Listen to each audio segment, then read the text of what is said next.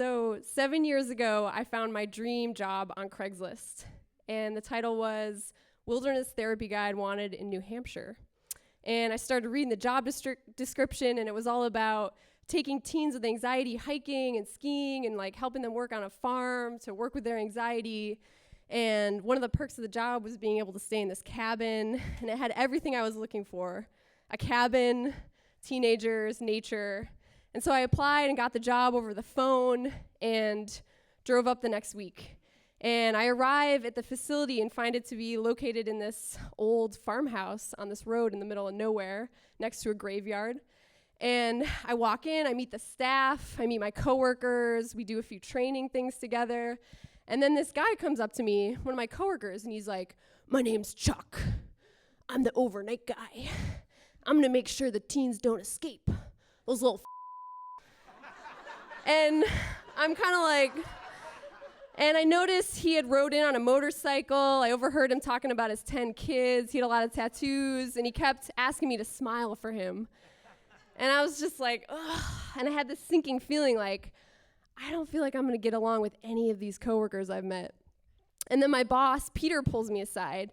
And Peter's a minister and a therapist. And he's like, "Leslie, I read your resume. You know, you have a lot of great experience. I learned a lot about you. Let me tell you a little bit about me." And I'm like, "Okay."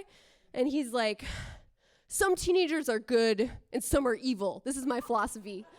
And it's the evil ones you need to watch out for because they look really angelic."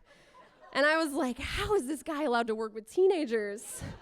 Teenagers are both good and evil. Like, I thought that's why we all love them. And so at the end of the day, I just had this feeling like, ooh, not sure about this. But then Peter takes me up this like rutted out dirt road to the far end of the property to the cabin. And he's like, "You can stay here all by yourself." And like, there's this beautiful brick fireplace in the center of the cabin. And there's all this wood stacked out front. He's like, "Have fires, make yourself at home." And then he leaves, and I'm so psyched I get to live there without any of the other coworkers. I'm like, jackpot. And so I make a fire, I settle in, I go to bed.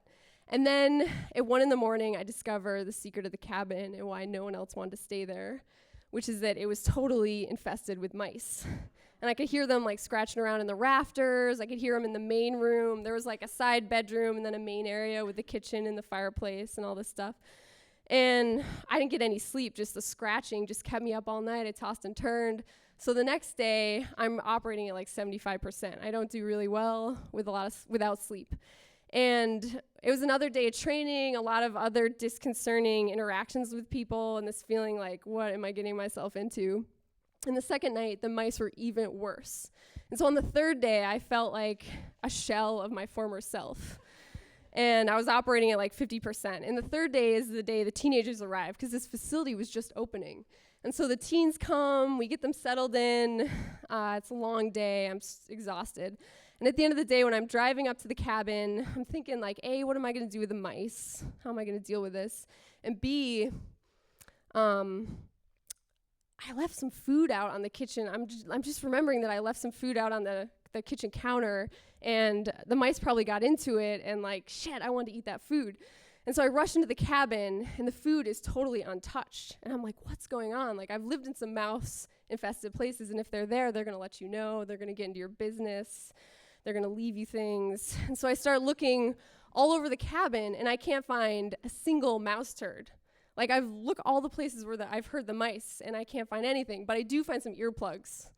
So I'm like, okay, I'll put the earplugs in, maybe get some sleep, and like deal with the situation in the morning. And then at 1 a.m., I wake up to a light next to my bed, and my cell phone is plugged into the wall charging. And my main screen on my cell phone like lights up and then goes dark and lights up and goes dark. And I'm like, that's so funny. And I take my earplugs out, and then in the far corner of the cabin, I hear the landline answering machine, and it says, "There are no new messages.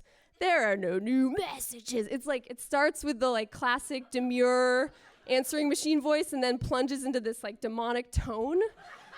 And the hair on the back of my neck starts standing up, and my heart beats faster, and I'm like, what's going on? And then I start listening to the mouse scratching, and the more that I'm listening to the scratching, the more I realize, like, is that mice? And it sounds like this.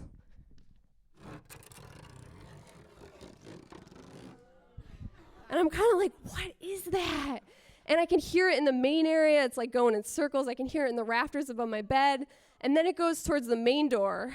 And then I hear the main door open and close. And this sends me sitting up in bed. And I'm like, hello? Who the is there? And nobody answers. And I grab my hatchet. And I'm just like, I need to get the hell out of here. Like, I've got a lot of stuff that I want to do with my life. And it's like not ending tonight. And so I decide that I'm just going to hold the hatchet. I grab a few things in my pack, and I'm just going to, like, blow through the door into the main area and get out of the cabin as fast as I can and hope that whatever's in there, I don't know what, will just stay the hell out of my way. And so I blow through there. I don't see anything. I get outside. I get in my car. I lock the door.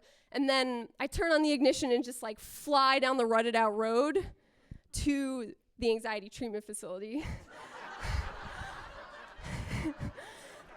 And on the way down, I'm thinking, like, who's going to be there when I get there? And then I remember Chuck. And I'm surprisingly excited to see him. And I think that, like, a bumbling misogynist is less scary than some kind of demonic energy. So I come flying into the treatment facility, and Chuck, who's supposed to be, wide awake, making sure the teens don't escape, he's asleep in the recliner with Netflix on, and he's got, like, drool on his face. And I wake him up, and I'm like, Chuck, I can't stay in the cabin. It's totally haunted. I'm going to sleep here on the couch. And he's like, girl, I got you. Papa Chuck's going to take care of you. And I'm like, no. Like, I'm the hero. I just survived The Shining with my axe or my hatchet. Like, you don't get to be the hero. And so I go to bed, and in the morning, Peter, my supervisor, comes in, and he's like, Leslie, can we talk in the other room? And I'm like, what's going on? And he's like, I forgot to tell you this, but it's like totally against the rules for you to be here when you're off duty. Like, you've broken, this is a transgression.